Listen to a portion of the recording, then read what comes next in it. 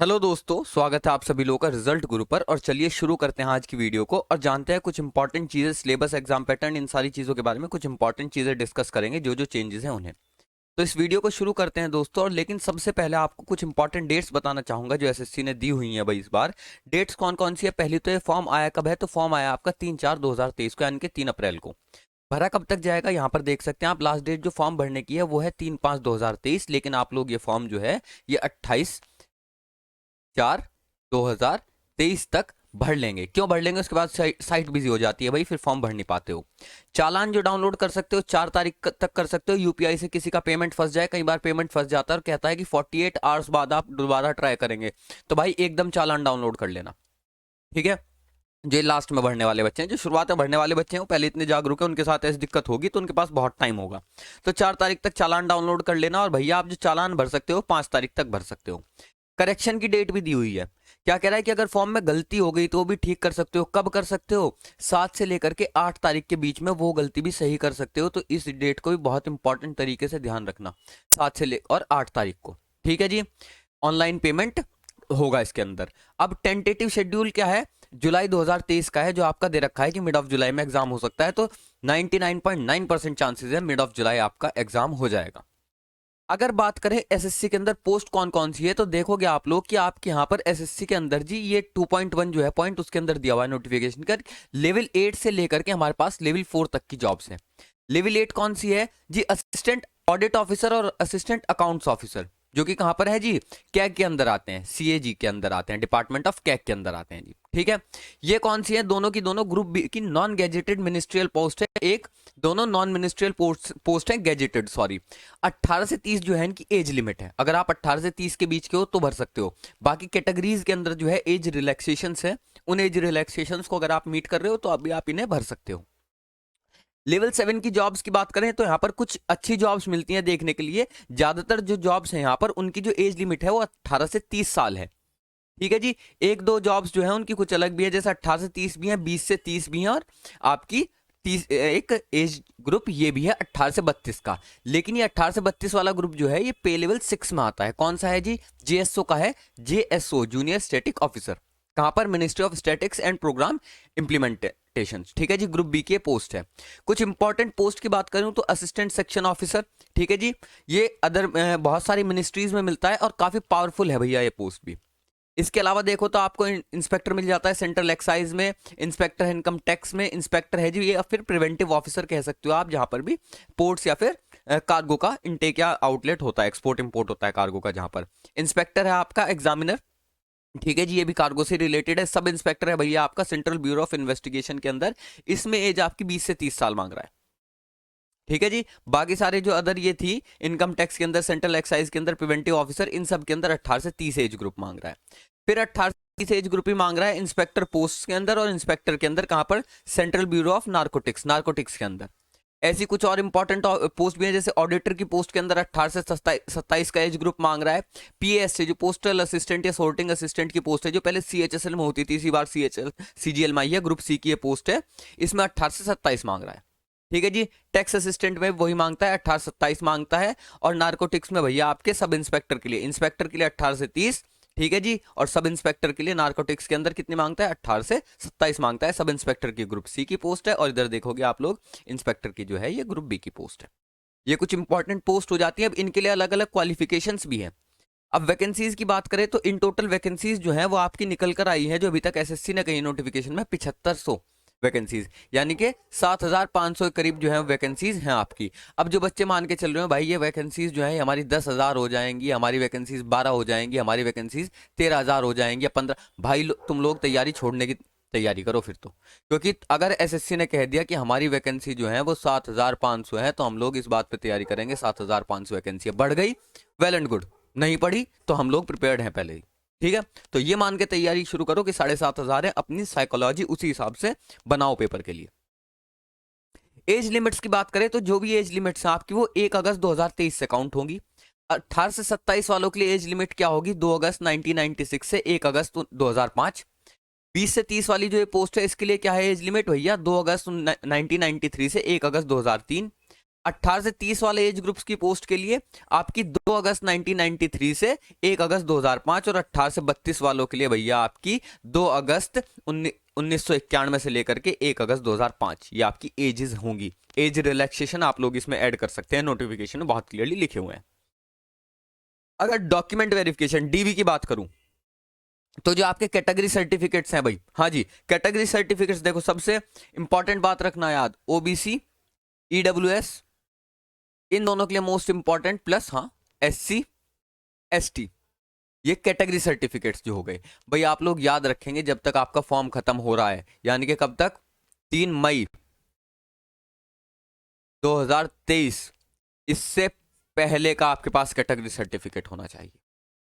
पहले भी कितने का, 1 साल का अपना रख लेना। वैसे तो मतलब 1 साल कहाँ चल जाएगा, एक सुप्रीम कोर्ट का था नोटिफिकेशन, लेकिन उसे छोड़ो। अब यहाँ पर इंपॉर्टेंट क्या है आपके लिए, ईडब्ल्यूएस है, कोई भी रिस्क नहीं लेने का, इसलिए उस सुप्रीम कोर्ट के नोटिफिकेशन को छोड़ो भाई, कोर्ट कचहरी बाद में घूमोगे, उससे अच्छा है नहीं करो, नया बनवा लो। नहीं बनवाया होगा तो होगा भी लेटेस्ट का आप लोगों के पास, ज्यादातर बच्चों के पास होता है, नहीं है तो जल्दी से जाओ बनवा लो, 5-10 दिन में बन जाएगा। भाग दौड़ करोगे, 1-2 तरीके होता है, तुम्हें पता है, वो कह नहीं सकते हम।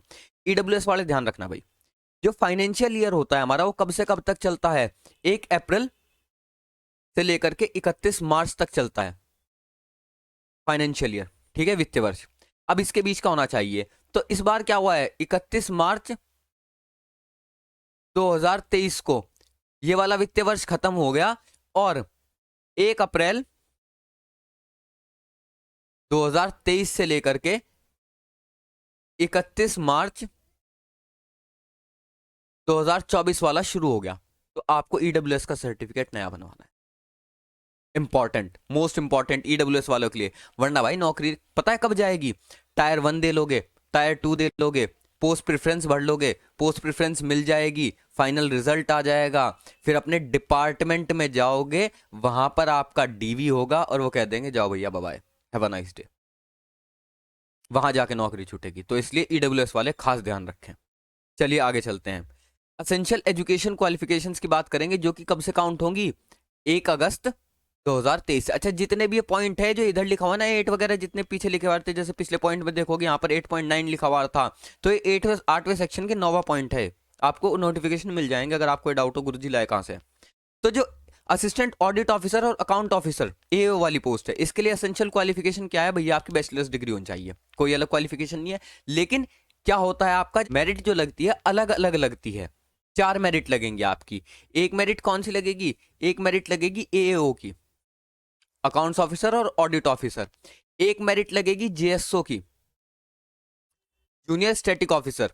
एक लगेगी एसआई की, ग्रेड 2, ठीक है जी, स्टैटिक इन्विजिलेटर। और एक लगेगी ऑल अदर पोस्ट। कितनी मेरिट लगेंगी, 4 मेरिट लगेंगी। क्यों 4 मेरिट लगेंगी, क्योंकि 4 जगह अलग अलग एजुकेशनल क्वालिफिकेशन मांग रहा है, तो बच्चे अलग अलग है।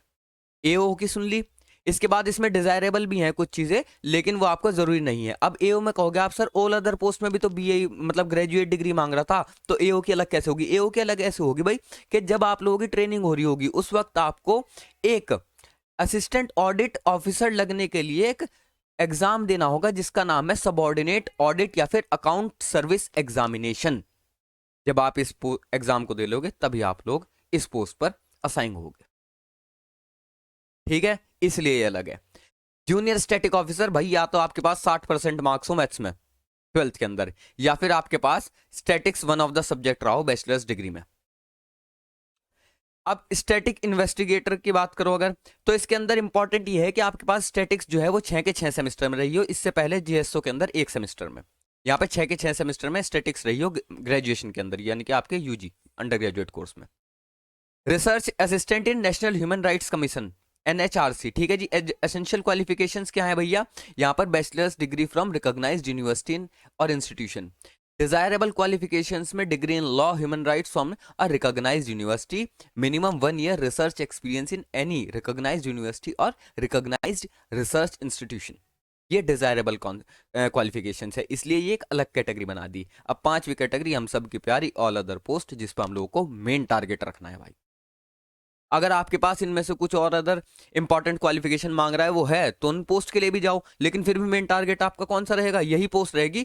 एक अदर पोस्ट है जैसे एसआई ग्रेड 2 जो है स्टैटिक इन्विजिलेटर ग्रेड 2, अगर आपके पास इसकी क्वालिफिकेशन है भाई तो इस पोस्ट को टारगेट करो, बहुत ईजी है इस पोस्ट में नौकरी लेना, क्योंकि बहुत कम बच्चे होते हैं इस पोस्ट के। चलिए, स्कीम ऑफ एग्जामिनेशन क्या है, वही जो एसएससी सीजीएल 2022 की थी, सेम वही है, कुछ चेंज नहीं है। प्री में 100 क्वेश्चन आएंगे, 25-25 चारों सब्जेक्ट के आएंगे, जिसे हम टायर 1 कहेंगे। ये क्वालिफाइंग होगा, नेगेटिव मार्किंग 1/4 की होगी, कोई सेक्शनल कट ऑफ नहीं होगी।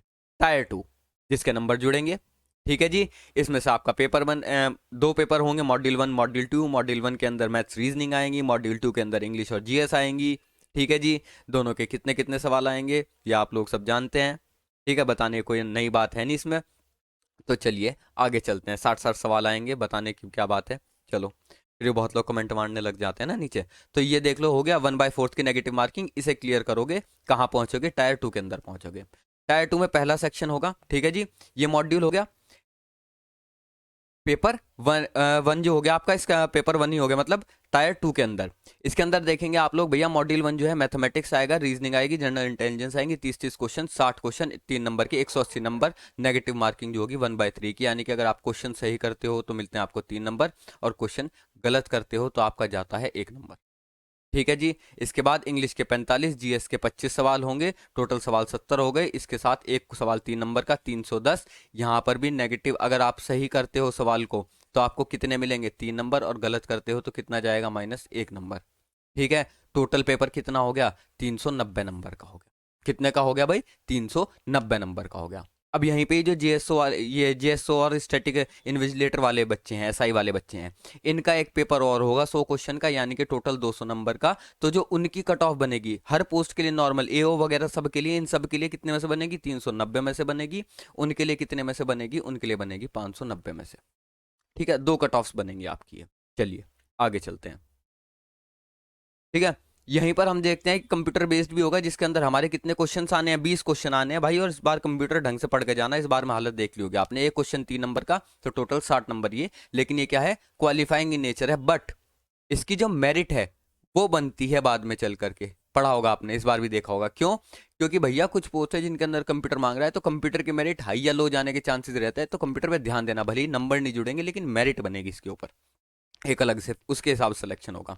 सेक्शन 3 क्या होगा, टाइपिंग टेस्ट होगा, ठीक है जी। कितनी देर का होगा, 15 मिनट का होगा। कितनी आपकी दिए जाएंगे, 2000 कीवर्ड पर मिनट की वो की स्ट्रोक्स की चेक करी जाएगी। 2000 कीवर्ड्स दिए जाएंगे आपको करीबन करीबन, उन्हें टाइप करना होगा आपको 15 मिनट के अंदर। 27 वर्ड पर मिनट की जो है स्पीड आ जाती है निकल के, करीबन अप्रोक्सीमेटली इतने की स्पीड अगर है आपकी तो आप इसे क्लियर कर लेंगे।